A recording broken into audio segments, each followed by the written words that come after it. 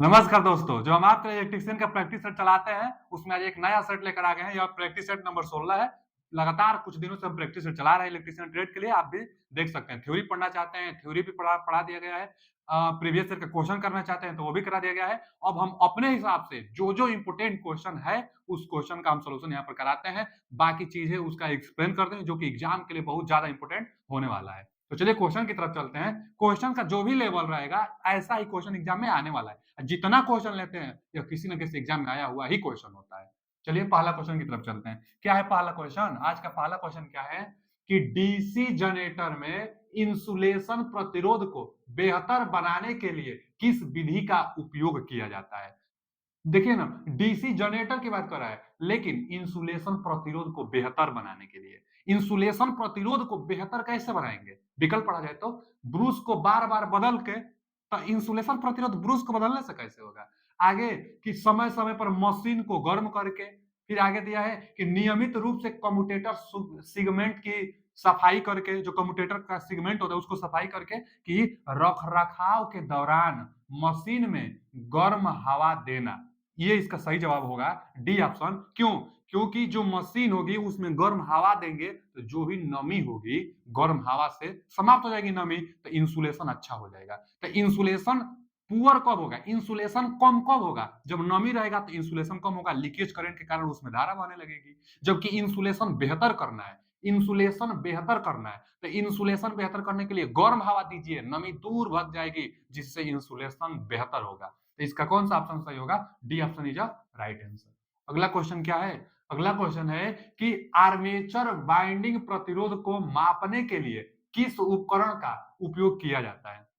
सबसे पहला क्वेश्चन यह पूछता है कि आर्मेचर जो बाइंडिंग होता है, आर्मेचर बाइंडिंग का प्रतिरोध कितना होता है? तो हम कई बार बता चुके हैं, आर्मेचर बाइंडिंग का प्रतिरोध कम से कम 1 ओम होता है, 1 ओम से कम ही होता है। मान लिया जाता है कि आर्मेचर बाइंडिंग का प्रतिरोध 1 ओम होगा। वही फील्ड बाइंडिंग, जैसे शंट फील्ड बाइंडिंग का पूछता है तो उसका प्रतिरोध ज्यादा होता है, 100 ओम के आसपास, 100 ओम से भी ज्यादा होता है शंट फील्ड बाइंडिंग का। आर्मेचर बाइंडिंग का प्रतिरोध 1 ओम अथवा 1 ओम से कम, माने बहुत कम रेजिस्टेंस, लो रेजिस्टेंस होता है। तो वही तो पूछा है, आर्मेचर बाइंडिंग मतलब लो रेजिस्टेंस। मापने के लिए किस उपकरण का प्रयोग करेंगे? तो लो रेजिस्टेंस मेजर करने के लिए एक ही मेथड है, कौन सा? Kelvin double bridge method. Kelvin double bridge method से लो रेजिस्टेंस मापा जाता है।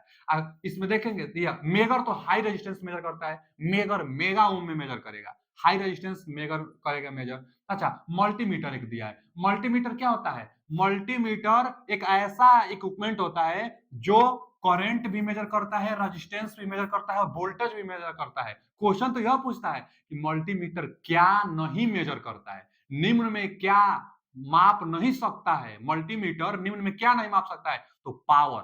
कोई बार क्वेश्चन पूछा हुआ है, इंटरव्यू में भी पूछ लिया जाता है। तो मल्टीमीटर पावर को मेजर नहीं करता है। अच्छा, मल्टीमीटर आ गया। मल्टीमीटर एसी और डीसी दोनों करंट मेजर करता है। जो करंट होगा एसी का भी डीसी का भी, माने एसी डीसी दोनों पर उपयोग मल्टीमीटर को किया जाता है।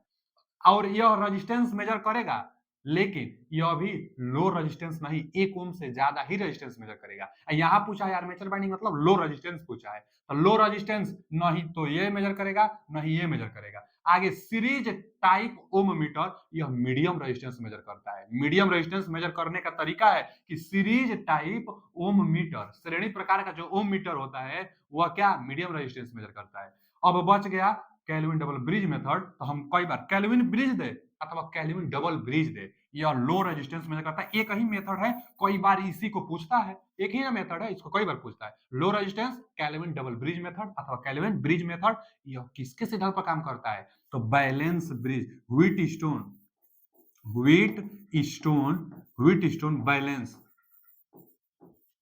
Balance bridge, wheat stone balance bridge के सिद्धांत पर केल्विन डबल ब्रिज मेथड प्रयोग किया। मतलब इसी इसी जो संतुलन बैलेंस का मतलब संतुलन ब्रिज मेथड, जो व्हीट स्टोन संतुलन ब्रिज मेथड जो होता है, व्हीट स्टोन बैलेंस ब्रिज के सिद्धांत पर केल्विन डबल ब्रिज मेथड का प्रयोग किया जाता है। और यह लो रेजिस्टेंस को मेजर करता है। लो रेजिस्टेंस कितना होता है? 1 ओम से कम को लो रेजिस्टेंस कहते हैं। आगे दिया है कि किस प्रकार की आर्मेचर बाइंडिंग का चित्रण किया गया है। यह जो बाइंडिंग किया गया है किस प्रकार का? सबसे पहला तो यह लैप बाइंडिंग है, देखने से पता चल रहा है ना, लैप बाइंडिंग है, एल ए पी। कौन सा बाइंडिंग है बच्चा? Lap binding. हाँ जी, जो लैप बाइंडिंग होता है दो प्रकार से होता है, एक रेट्रोग्रेसिव और एक प्रोग्रेसिव। तो प्रोग्रेसिव में कम्यूटेटर पिच +1 होता है, रेट्रोग्रेसिव में -1 होता है। रेट्रोग्रेसिव में -1, प्रोग्रेसिव में +1। यहाँ पर प्रोग्रेसिव है। कैसे? फिगर देखने से पता चलेगी कि आगे में प्रोग्रेस हो रही है, इसलिए प्रोग्रेसिव। और जो प्रोग्रेसिव बाइंडिंग होता है उसमें क्या होता है? पहले तो देखिए, जो लैप बाइंडिंग है चाहे वे बाइंडिंग है, उसमें दो चीज होता है, एक बैक पिच, एक फ्रंट पिच। बैक पिच किसे कहते हैं? पहला कॉइल का दोनों एक्टिव सिरा का बीच, जैसे यह वाला एक्टिव और यही जो पहला कॉइल है यहाँ पर आ रहा है, तो यहाँ से यहाँ तक, यही ना पहला कॉइल है, पहला कॉइल। तो यह क्या है? यह बैक पिच होगा। अब फ्रंट पिच क्या होता है? फ्रंट पिच क्या होता है बच्चा? फ्रंट पिच दूसरा कॉइल का, जैसे यह पहला कॉइल है या दूसरा कॉइल है, तो दूसरा कॉइल का पहला एक्टिव और पहला कॉइल का दूसरा सिरा एक्टिव, यानी यहां से यहां तक, ये जो होगा यह फ्रंट पिच होगा। यह क्या है बच्चा? Front pitch Y F. और यह क्या है? Back pitch Y B. तो यह प्रोग्रेसिव है, आगे में बढ़ रहा है, +1 है। तो प्रोग्रेसिव बाइंडिंग में, प्रोग्रेसिव लैप बाइंडिंग में हमेशा फ्रंट पिच बैक पिच से छोटा होता है। यही क्वेश्चन पूछा था कि प्रोग्रेसिव लैप बाइंडिंग में फ्रंट पिच बैक पिच से छोटा होता है कि बड़ा होता है कि बराबर होता है कि इनमें से कोई नहीं। तो क्या फ्रंट पिच छोटा होता है, बैक पिच से छोटा होता है। किसमें? प्रोग्रेसिव में।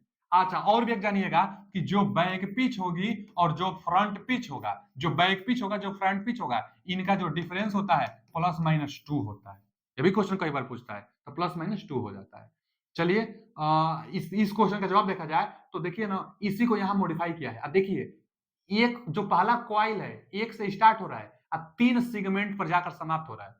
यहीं से ना 3 पर जाकर समाप्त हो रहा है। तो 3 में से 1 घटा दीजिए, कितना बचेगा? 2। तो यह डबल मतलब डुप्लेक्स लैप बाइंडिंग है। लैप बाइंडिंग तो होगा ही, लैप बाइंडिंग तो है ही, लेकिन डुप्लेक्स लैप बाइंडिंग है, क्योंकि पहला कॉइल, देखिए जो कॉइल बन रहा है पहला पर और यह वाला तीसरा पर, 3 में से घटाइए, 2 आ रहा है ना, तो दूसरा है 2। अगर यही चौथा पर होता तो 4 में से 1 घटाएंगे तो कितना आएगा? 3, तो ट्रिपलेक्स होगा। अगर 2 पर होता तो 2 में से 1 घटाएंगे तो 1, तो सिंपलेक्स होता। तो यहाँ पर डुप्लेक्स होगा, duplex lap binding. A option is right answer. अगला क्वेश्चन क्या है कि मोटर, एसी मोटर के स्टेटर में कुल विद्युत डिग्री माने इलेक्ट्रिकल डिग्री की गणना करने के लिए सूत्र का उपयोग किया जाता है। कोई बार पूछता है। देखिए, दो दो संबंध हम लिख रहे हैं। एक तो इलेक्ट्रिकल डिग्री बराबर मैकेनिकल डिग्री में क्या संबंध है? तो इलेक्ट्रिकल डिग्री बराबर P बटा में 2, पोलो की संख्या बटा में 2 गुणे मैकेनिकल डिग्री। इस पर न्यूमेरिकल दम लाखों बार बचा, लाखों बार न्यूमेरिकल इस वाले फॉर्मूले पर आया हुआ है, नहीं तो इस फॉर्मूला को भी ट्रिक लगवाता है। तो जो इलेक्ट्रिकल डिग्री होता है बराबर, इलेक्ट्रिकल डिग्री बराबर पोलो की संख्या बटा में 2 गुणे मैकेनिकल डिग्री, थीटा यम मैकेनिकल डिग्री। एक फॉर्मूला और होता है इलेक्ट्रिकल डिग्री बराबर, कि इलेक्ट्रिकल डिग्री बराबर 180 अंश गुणे पोलो की संख्या। तो यहाँ पर देख लीजिए, विद्युत डिग्री 180 गुणे स्लॉटों की संख्या, नहीं, बी गलत है। 180 बाटा में स्लॉटों की संख्या आता है, ये भी गलत है। वहां देखिए पोलो की संख्या होना चाहिए। फिर आगे इलेक्ट्रिकल डिग्री में 180 बाटा में ध्रुवों की संख्या, तो बाटा में फिर दिया है ना, ये भी गलत है। इलेक्ट्रिकल डिग्री बराबर 180 गुणे ध्रुवों की संख्या, ये सही है। D option is right answer. दो ही फॉर्मूला है इलेक्ट्रिकल डिग्री के लिए, बहुत इंपॉर्टेंट दोनों फॉर्मूला है। चलिए आगे चलते हैं। अगला क्वेश्चन क्या है कि पिच कारक की गणना करने का सूत्र क्या है? पिच फैक्टर पूछा है बच्चा, पिच फैक्टर। आइए, पिच फैक्टर क्या होता है? देखिए, जब भी हम लोग बाइंडिंग करते हैं डीसी मशीन में, जो बाइंडिंग करते हैं, तो क्रमागत 2 पोल क्या होगा? अगर एक नॉर्थ है तो अगला पोल जो आएगा इसी के जस्ट बाद साउथ आएगा। क्रमागत 2 पोलों के बीच की दूरी पोल पिच कहलाता है। क्रमागत 2 पोलों के बीच की दूरी पोल पिच कहलाता है। यानी नॉर्थ से साउथ, यहां से यहां तक क्रमागत 2 पोलों के बीच की दूरी क्या कहलाता है? पोल पिच कहलाता है, पोल पिच। तो यह पोल पिच हो गया, क्रमागत 2 पोलों के बीच की दूरी पोल पिच। और हम जो बाइंडिंग करेंगे पोलो में, जो हम बाइंडिंग करेंगे, तो बाइंडिंग हम करने वाले हैं, देखिए यहां से हम क्या कर रहे हैं बच्चा? बाइंडिंग करने वाले हैं। जब हम बाइंडिंग करेंगे, देखिए ऐसे बाइंडिंग, मान लीजिए ना कि यहां से हम बाइंडिंग कर रहे हैं, ठीक है, यहां से बाइंडिंग करेंगे। जब हम बाइंडिंग करेंगे, यहां से जैसे हम बाइंडिंग करेंगे, यहाँ ऐसे जाएगा, ऐसे जाएगा, फिर ऐसे जाएगा, फिर ऐसे जाएगा, फिर यहाँ से ऐसे ऐसे ऐसे, तो यह बाइंडिंग हो गया। तो जब जो पोल पिच है एकदम जस्ट उसी के बराबर, नॉर्थ पोल साउथ पोल, यानी टोटल पोल पिच के बराबर अगर हम बाइंडिंग करेंगे, तो इसको फुल पिच बाइंडिंग कहेंगे। जितना जगह था उतना में हम बाइंडिंग किए हैं, यहां से लेकर यहां तक, यह फुल पिच बाइंडिंग है। अच्छा, फुल पिच बाइंडिंग क्या पहले तो इसको हम लोग कहेंगे ना binding pitch, binding WINDING binding pitch कहेंगे।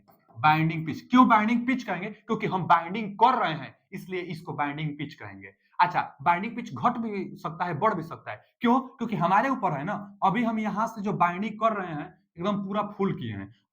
हमारे ऊपर था, हम यहाँ से ले जाकर पहले ही स्टार्ट कर दिए होते। इतना अल्फा डिग्री, यह जो अल्फा डिग्री है, अल्फा डिग्री हम पहले ही मोड़ लेंगे।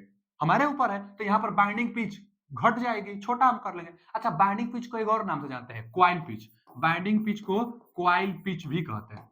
क्वाइल पिच को बाइंडिंग पिच कहते हैं क्योंकि जो क्वाइल हम बना रहे हैं अथवा जो हम बाइंडिंग कर रहे हैं, एक ही बात हुआ। जो क्वाइल हम बना रहे हैं अथवा जो हम बाइंडिंग कर रहे हैं उसकी बात है।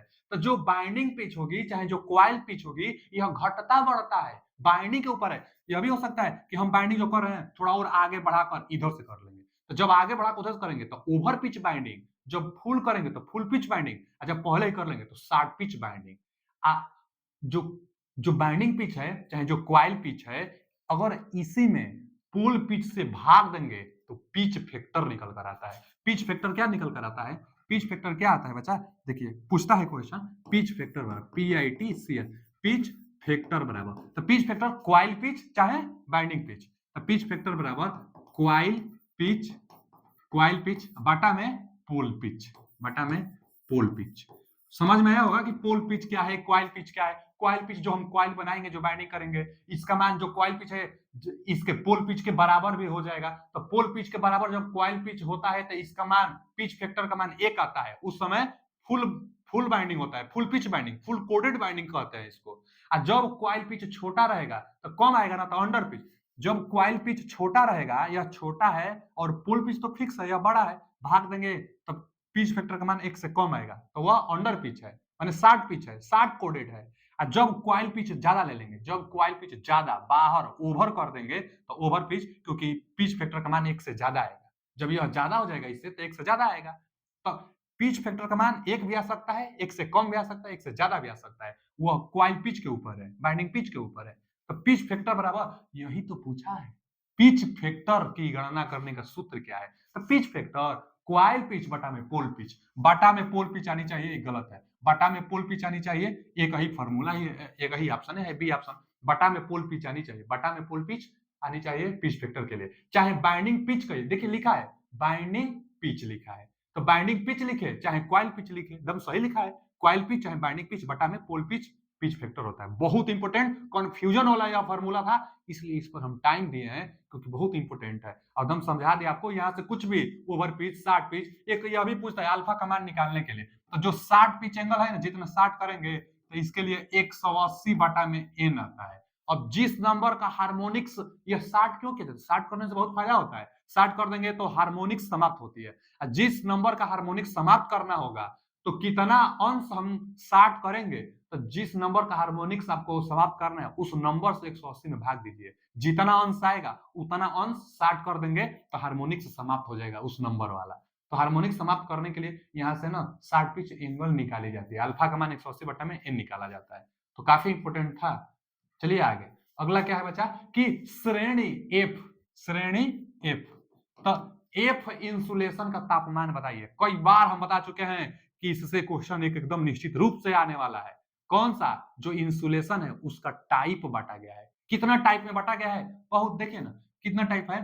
तो YAEBFHC, बस इतना ही टाइप है। इंसुलेशन का टाइप लिख दिए हम, YAEBFHC, बस इतना है। अब इसका टेम्परेचर डिफाइन किया गया है कि अगर इंसुलेशन Y टाइप का रहेगा तो इसका जो टेम्परेचर होगा 90 अंश रहेगा। अगर A टाइप का रहेगा तो 105 अंश C रहेगा। ये टेम्परेचर है ना, इतना में। तो देखिए ना 90, 105, 120, 135, 155, 180 और C का 180 से ज्यादा, 180 80 से ज्यादा रहेगा। इसको पूछा था अभी पिछला सेट में, यही क्वेश्चन आया था कि इंसुलेशन का जो टाइप सी है इसका तापमान कितना होता है लगभग में। तो सबसे अच्छा, सबसे ज्यादा temperature class C type insulation का होता है, जो कि 180 अंश सी से भी ज्यादा तापमान सहन कर सकता है इसका इंसुलेशन। यहाँ पूछा है एफ टाइप का, तो एफ टाइप का कितना है बच्चा? 155। तो इसका कौन सा D option is right answer. 155 अंशी, 155 अंशी एफ टाइप का तापमान है। तो D option is right answer. बहुत बहुत इंपोर्टेंट है। अगला क्वेश्चन क्या है कि डीसी जनरेटर में तरंग बाइंडिंग की विशेषता क्या है? तरंग बाइंडिंग को वेव बाइंडिंग कहते हैं ना, wave binding. Wave binding wave जैसा रहेगा। अभी पहला क्वेश्चन जो था, अभी हम बताए हैं लैप बाइंडिंग के बारे में, और यहाँ है वेव बाइंडिंग। तो जो वेव बाइंडिंग है, इसका जो ग्राफ बनता है ना, वेव जैसा बनता है, वेव जैसा बनता है, वेव जैसा, मतलब ये आगे बढ़ता ही जाता है।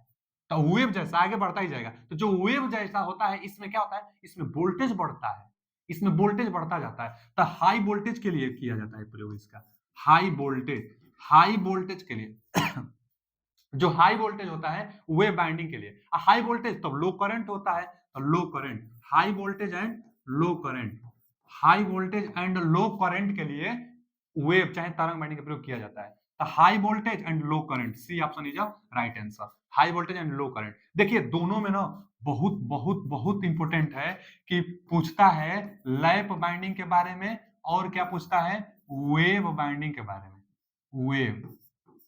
वेव बाइंडिंग के बारे में पूछता है। देखिए जो लैप बाइंडिंग होता है, इसमें ए बराबर पी होता है। ए क्या है, ए पैरेलल पाथों की संख्या है, पी का है पोलों की संख्या। तो लैप बाइंडिंग में जितना पोल होता है उतना पैरेलल पाथ हो जाता है, जबकि वेव बाइंडिंग में जो पैरेलल पाथ होता है वो फिक्स होता है। कितना होता है पैरेलल पाथ, तो दो, इसमें पैरेलल पाथ दो। अब इसका प्रयोग देखिए, अभी वेव बाइंडिंग आया था, तो इसका प्रयोग जहां हाई वोल्टेज बनाना हो, high voltage and low current, low current बनाना हो, तो अब इसका प्रयोग करेंगे। ठीक उल्टा कर दीजिए, यहाँ यहाँ क्या करना है, देखिए पैरेलल पाथ ज्यादा है तो यहाँ करंट ज्यादा बढ़ेगा। यहाँ जितना पोल रहेगा उतना पैरेलल पाथ बनेगा, तब यहाँ करंट ज्यादा हो जाएगा। तो यहाँ हाई करंट, यहाँ high current, high current, high current and low voltage, and low voltage. High current and low voltage के लिए ये वाला बाइंडिंग करेंगे। और इसके अच्छा वेव बाइंडिंग, लाइन बाइंडिंग बहुत ज्यादा इंपोर्टेंट है, इसका थ्योरी पढ़ा है, थ्योरी पढ़ लीजिएगा। यह दोनों बहुत ज्यादा इंपोर्टेंट है, इसलिए हम यहाँ पर चर्चा कर दिए। अगला अगला पॉइंट क्या है कि सिंपलेक्स वेव, देखिए ना फिर वेव बाइंडिंग आया है। सिंपलेक्स वेव वाउंड आर्मेचर के साथ 4 पोल डीसी जनरेटर में 1020 कंडक्टर है और 1500 आरपीएम की गति से संचालित है। फ्लक्स प्रति पोल 0.007 वेबर है। उत्पादित ईएमएफ की गणना करें। उत्पन्न होने वाली ईएमएफ की गणना करना है, इंड्यूज ईएमएफ की गणना। तो फॉर्मूला क्या होता है इंड्यूज ईएमएफ के लिए, formula phi Z N P बटा में 60 ए। कई बार आप देखे होंगे सेट आउट आप लगाते हैं ना जी, सेट आउट में इसको ट्रिक लगवा लेता है कई बार। इंड्यूज ईएमएफ का फॉर्मूला क्या होता है, फाई जेड एन पी बटा में 60 ए इंड्यूज ईएमएफ का यह फॉर्मूला है। तो अब न्यूमेरिकल है ना, यहीं पर मान भरकर और सोल्यूशन कर लीजिए कितना आ रहा है। देखिए हम भी कर रहे हैं, कितना आ रहा है, तो फाई का मान दिया है ना, प्रतिपोल ही रखा जाता है, प्रतिपोल दिया ही है 10.007। कई बार इसको मिली वेबर में देता है, तो 10 के ऊपर -3 से गुणा कर लेंगे तो मिली हट जाएगा। यहाँ तो मिली वेबर है नहीं, यहाँ तो वेबर है, तो ठीक है रख दीजिए वेबर में। कितना, 10.007 गुणे फाई के मान रख दिए। जेड, देखिए जेड कंडक्टर की संख्या, एन स्पीड, कितना स्पीड से आप रोटेट करा रहे हो जनरेटर को। कंडक्टर की संख्या कितना दिया है, 1020 कंडक्टर है, तो कंडक्टर की संख्या 1020। अच्छा जी, और एन कितना स्पीड से, तो दिया होगा ना 1500 आरपीएम की गति से संचालित है, तो 1500 आरपीएम, 1500 आरपीएम। और पी क्या है, पोलो की संख्या, 4 पोल दिया है, तो 4 पोल रख देंगे, 4 पोल बाटा में 60। और ए क्या है, पैरेलल पाथ। तो हम अभी तो जस्ट लिखवाए हैं, जस्ट इसके पहले लिखवाए हैं कि वेव बाइंडिंग रहेगा तो पैरेलल पाथों की संख्या 2 होगी, और लैप बाइंडिंग रहेगा तो ए बराबर पी होगा पैरेलल पाथों की संख्या। अब क्वेश्चन में देख लीजिए कहा क्या है, क्वेश्चन कहा है कि सिंप्लेक्स वेव बाउंडिंग, तो सिंप्लेक्स वेव बाउंडिंग कर रहे हैं ना, वेव, तो वेव में ए बराबर 2 होता है, लैप में ए बराबर पी होगा, लेकिन वेव बाइंडिंग में ए का मान 2 होता है, तो ए का मान 2, ये तो फिक्स है। अब ईजी का मान पूछा है कि कितना ईएमएफ इंड्यूस होगा, चलिए लगाया जाए। अब कटाना है ना बच्चा इसको, तो देखिए क्या किया जाए ना कि पहले तो यह 2 से कटाइए, 2 दूना के 4, 2 बार में ना 1 0 से 1 0 कटा दीजिए, और फिर इस 2 से ना 2 3 6, नीचे बस 3 बचा है, इस 3 को भी कटा दीजिए, 3 5 15, 50 है ना वहां पे। अब देखिए अब क्या काम किया जाए कि ये एक इसका 0 और एक इसका 0, ये 2 अंक को दशमलव के इधर बढ़ाएगा, बढ़ा दीजिए, 2 अंक दशमलव को बढ़ाइए, आएगा उधर अगर तो 10.7 हो जाएगा। 2 दशमलव आगे आएगा तो 10.7 हो जाएगा। क्यों? क्योंकि यह एक 0 और यह एक 0, 2 आगे बढ़ा देगा। अब 0.7 हम लिख दिए। अब यहाँ पर क्या हो जाएगा? यहाँ पर है 102, यहाँ पर है 102 और गुणे 50, माने 50 में भी 0 हट गया है, इसका भी 0, तो 5 बचा है। तो 102 गुणे 5, यही बस कैलकुलेशन करना है। कर लीजिए कैलकुलेशन। देखिए 5 से करिए, 5 दूना के 10 का 0 हाथ में लगल 1, अब 5 एकम 5, आज 5 0 0, हाथ में जो 1 लगा था वो 1, फिर 5 एकम 5, यानी 510 आएगा। वैसे भी 5 दूना के 10, 5 एकम 5, 510 आएगा। यहाँ पर क्या है? 0.7। अच्छा, अब देखिए फिर एक 0 है, एक 0 यहाँ पर फिर है।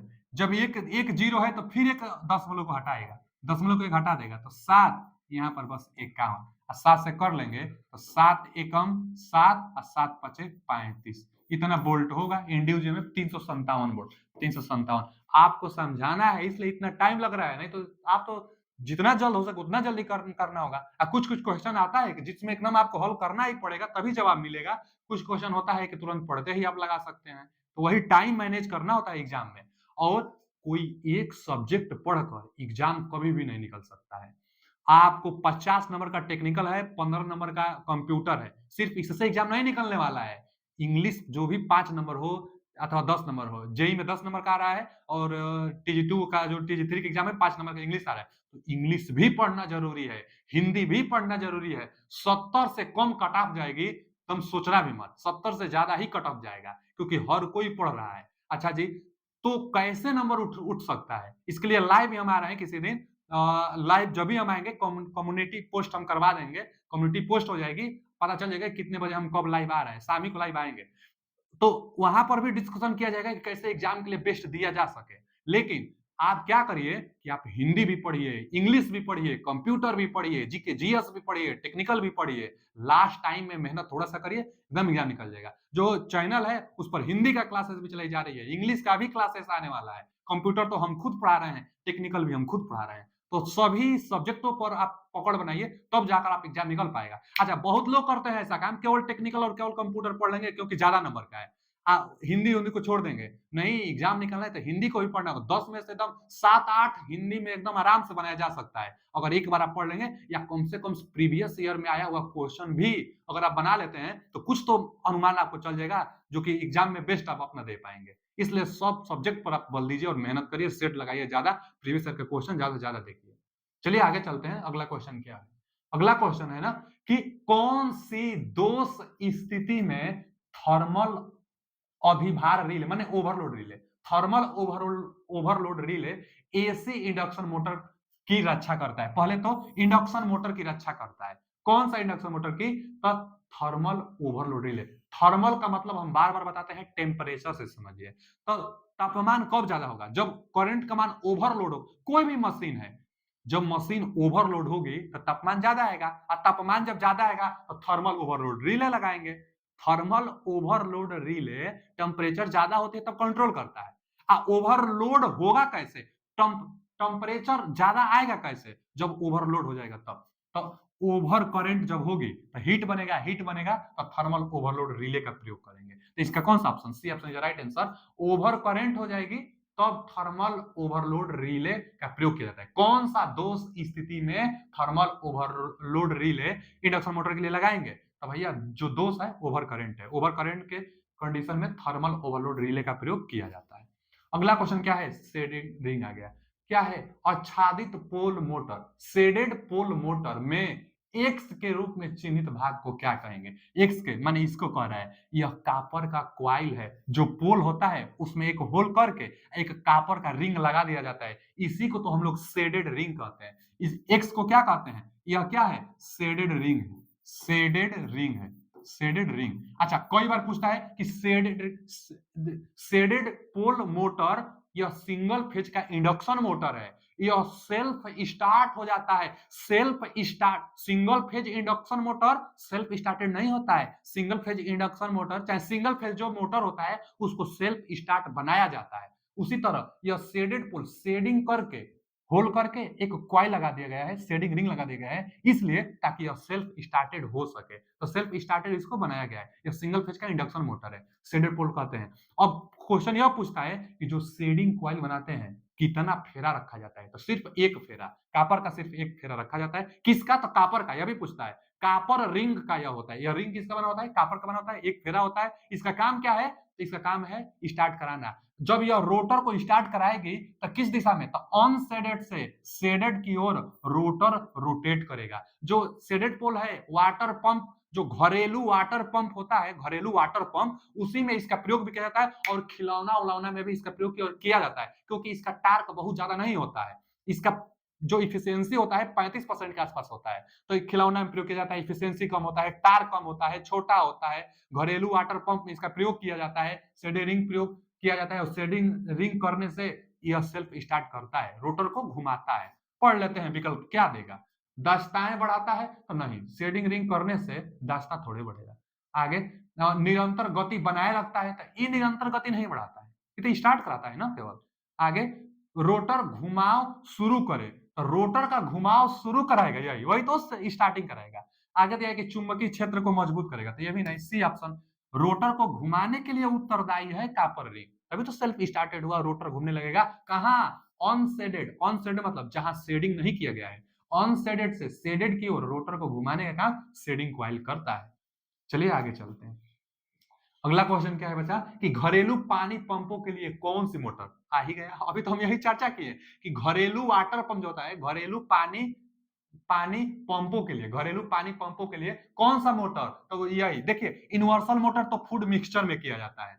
यूनिवर्सल मोटर एसी डीसी दोनों पर काम करता है, फूड मिक्सचर में इसका प्रयोग किया जाता है। आगे रिपल्सन मोटर का टार्क बहुत ज्यादा होता है, कार्बन ब्रूस एक दूसरे से 60 होते हैं और कार्बन ब्रूस का जो एक्सिस होगा उसकी दिशा को, उसकी डायरेक्शन को चेंज करके रोटेशन की दिशा चेंज कर दी जाती है रिपल्सन मोटर में। पूछता है क्वेश्चन कि कार्बन ब्रूस की एक्सिस की दिशा को चेंज करने पर रोटर की दिशा चेंज हो जाती है, चाहे मोटर के घूमने की दिशा चेंज हो जाती है। किस मोटर में? रिपल्सन मोटर में। रिपल्सन मोटर में कार्बन ब्रूस की एक्सिस को हम लोग जैसे चेंज करेंगे इसकी रोटेशन की दिशा बदल जाती है। इसका टार्क भी अच्छा होता है, जहां डीसी सीरीज मोटर लगता है ना वहां पर इसका प्रयोग किया जाता है, इसका टार्क बहुत ज्यादा होता है। यूनिवर्सल तो एसी डीसी दोनों पर, फूड मिक्सचर में।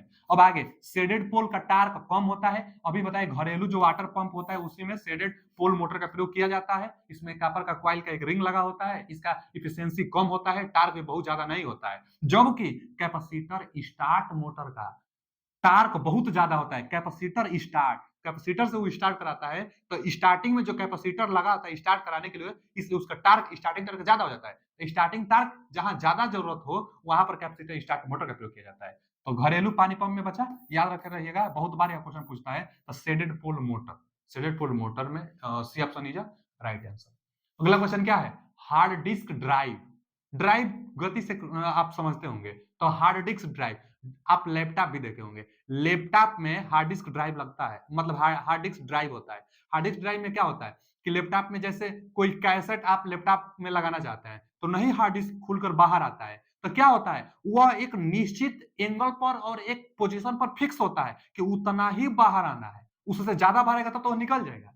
तो उसमें स्टेपर मोटर होता है कि वह स्टेप निर्धारित करता है कि इतना स्टेप के बाद आपको रुक जाना है, इतना स्टेप पर जाकर खुलना है। स्टेपर मोटर जहां स्टेप की बात हो, जैसे घड़ी में मोटर होता है स्टेपर मोटर होता है, क्योंकि स्टेप वाइज चलना होता है। अच्छा, स्टेपर मोटर में ना अल्फा पूछ लेता है जो स्टेप एंगल होता है, तो स्टेप एंगल स्टेटर में दांतों की संख्या, रोटर में दांतों की संख्या बटा में स्टेटर में दांतों की संख्या गुणे रोटर में दांतों की संख्या का गुणनफल से भाग देंगे और गुणे 360 करेंगे, तब निकल कर आता है step angle formula. Step angle formula काफी इंपॉर्टेंट है, इससे स्टेप एंगल पूछता है, कई बार पूछता है। स्टेपर मोटर में स्टेप एंगल निकल कर आता है। यह दांतों की संख्या, एन एज स्पीड नहीं है, दांतों की संख्या, तीत की संख्या, कितना स्टेप में चलना है। स्टेटर रोटर दोनों पर दांत होता है, तो स्टेटर रोटर में जो दांतों की संख्या का डिफरेंस होगा बटा में उनका गुणनफल गुणे 360 करने से स्टेप एंगल निकल कर आता है। स्टेपर मोटर जो होता है फिक्स पोजीशन में चलता है घड़ी में और हार्ड डिस्क ड्राइव में प्रयोग किया जाता है, क्योंकि एक स्टेप पर जाकर रुक जानी है, तो स्टेपर मोटर का ही प्रयोग होगा। A option is right answer. अभी बताया रिपल्सन मोटर में टार्क ज्यादा होता है, कार्बन बुश की एक्सिस चेंज करके डायरेक्शन चेंज करते हैं। हिस्टेरेसिस मोटर एक है, हिस्टेरेसिस मोटर हिस्टेरेसिस लॉसेस पर काम करता है। यह एक सिंगल फेज सिंक्रोनस मोटर है। अच्छा, हिस्टेरेसिस मोटर का प्रयोग जहां टेप रिकॉर्डर में करता है, जहां आवाज आवाज का ध्यान देना होता है। जैसे टेप रिकॉर्डर में कोई कोई भी चीज आप रिकॉर्डिंग करेंगे तो वहां आवाज ना हो। बहुत सारा मोटर है, मोटर चलेगा तो खूब आवाज करेगा, मोटर चलता है तो खूब आवाज करता है, लेकिन हिस्टेरेसिस मोटर आवाज नहीं करता है। इसीलिए इसका प्रयोग टेप रिकॉर्डिंग में करेंगे कि जहां कोई चीज रिकॉर्डिंग हो रही है वहां पर यह मोटर चलता रहेगा और रिकॉर्डिंग कर लेगी, आवाज नहीं आएगा। नहीं तो दूसरा मोटर लगा देंगे तो मोटर ही आवाज करेगा कि क्या सुनना है, क्या आवाज को कैच करना है, कैचे नहीं कर पाएगा। हिस्टेरेसिस मोटर आवाज नहीं करता है। नॉइजलेस ऑपरेशन में हिस्टेरेसिस मोटर का प्रयोग किया जाता है, माने टेप रिकॉर्डिंग में। तो टेप रिकॉर्डिंग में इसका प्रयोग होगा। और रिलक्टेंस मोटर भी टाइमर में, कंट्रोलर में प्रयोग किया जाता है। यह भी सिंगल फेज सिंक्रोनस मोटर ही होता है। यह दोनों सिंगल फेज सिंक्रोनस मोटर है। दोनों को नॉइजलेस ऑपरेशन में जहां आवाज कम चाहिए वहां पर इसका प्रयोग किया जाता है। तो ज्यादातर पूछता है ये इसका हिस्टेरेसिस मोटर कहाँ, टेप रिकॉर्डिंग में, और टाइमर और कंट्रोलर में रिलक्टेंस मोटर का प्रयोग। लेकिन स्टेपर मोटर तो हार्ड डिस्क ड्राइव में। A option is right answer. अगला क्वेश्चन क्या है कि एक आदर्श अल्टरनेटर में ईएमएफ प्रति फेज की गणना करने के लिए सूत्र का बताइए। अल्टरनेटर में ये बच्चा, अल्टरनेटर में ईएमएफ का फॉर्मूला दो है। एक तो जनरेटेड ईएमएफ के लिए फाइव जेड एन पी बटा में 60 है, ये तो जानते ही होंगे। एक इंड्यूज ईएमएफ के लिए फॉर्मूला पूछता है कितना ईएमएफ इंड्यूज होगा, तो 4.44 फाइव एफ टी, यही ना फॉर्मूला पढ़ते होंगे ट्रांसफार्मर में।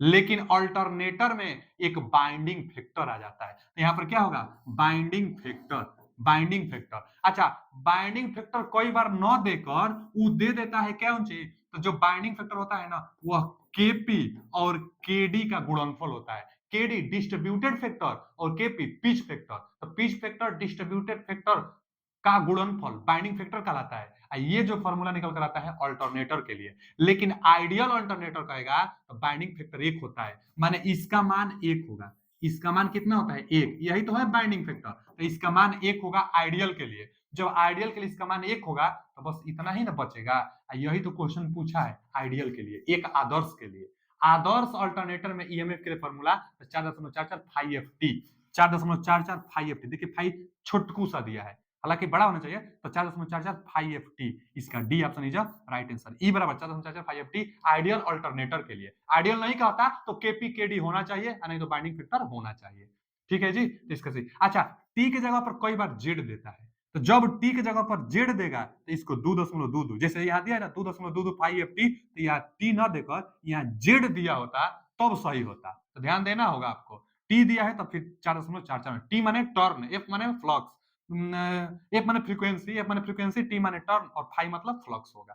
तो D option is right answer. अगला क्वेश्चन क्या है कि सिंक्रोनस मोटर को चलाने के लिए उत्तेजक क्यों आवश्यक है। उत्तेजक को एक्साइटर कहते हैं। देखिए एक्साइटर क्या होता है, पहले सिंक्रोनस मोटर क्या है। सिंक्रोनस मोटर सेल्फ स्टार्टेड नहीं होता है। Synchronous motor self, three phase induction motor self started है, जबकि सिंक्रोनस मोटर सेल्फ स्टार्टेड नहीं है। तब कैसे स्टार्ट होता था, तो जो सिंक्रोनस मोटर है, मोटर के शाफ्ट, मोटर का मतलब शाफ्ट रोटेट करना चाहिए, आपको देगा आउटपुट। तो जो सिंक्रोनस मोटर है वह रोटेट करेगा और आपको देगा आउटपुट, मैकेनिकल एनर्जी आपको देगी। अब मोटर को इलेक्ट्रिकल पावर आप देंगे, तो जो आर्मेचर होता है, आर्मेचर पर आप इलेक्ट्रिकल सप्लाई देंगे। तो इलेक्ट्रिकल सप्लाई देंगे तो एक रोटेटिंग मैग्नेटिक फील्ड होगा। Rotating magnetic field synchronous speed से रोटेट करती है। अब जो रोटर है ये कैसे रोटेट करेगा, तो इसको रोटर को रोटेट कराने के लिए भी ना एक प्राइम मूवर से हम लोग इसको पहले रोटेट कराते हैं।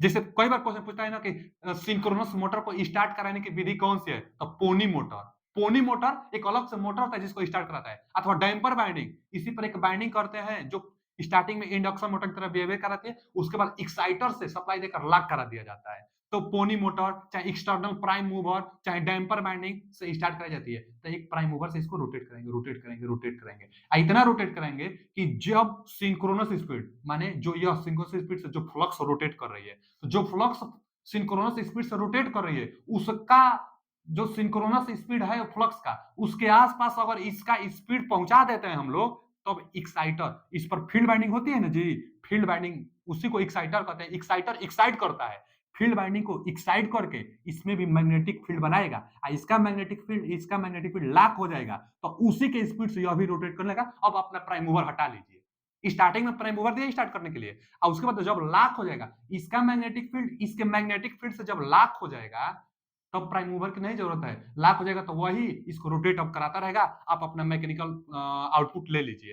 तो एक्साइटर का काम लॉक कराना, सिंक्रोनस स्पीड पर पहुंचाकर लॉक कराना। सिंक्रोनस स्पीड पहुंच जाती है तो लॉक कराकर सिंक्रोनस स्पीड बनाए रखती है एक्साइटर दे देने से, एक्साइटर से लॉक करा देगी, सिंक्रोनस स्पीड पर रोटेट करेगी। तो वही पूछा है, सिंक्रोनस मोटर को चलाने के लिए उत्तेजक क्यों आवश्यक है, एक्साइटर क्यों आवश्यक है, लॉक कराने के लिए आवश्यक है। पढ़ते हैं, मोटर में अधिक भार हो जाए, पावर फैक्टर में सुधार के लिए ये भी नहीं, मोटर में होने वाले नुकसान को कम करने के लिए ये भी नहीं, मोटर को सिंक्रोनस गति से चलाने के लिए ये सही है। मोटर को लॉक कर देगी तो सिंक्रोनस गति से चलेगी, तो मोटर को सिंक्रोनस गति से चलाने के लिए एक्साइटर का प्रयोग किया जाता है। वीडियो कैसा लगा, क्वेश्चन का लेवल कैसा है, यही सब आपके एग्जाम में आने वाला है।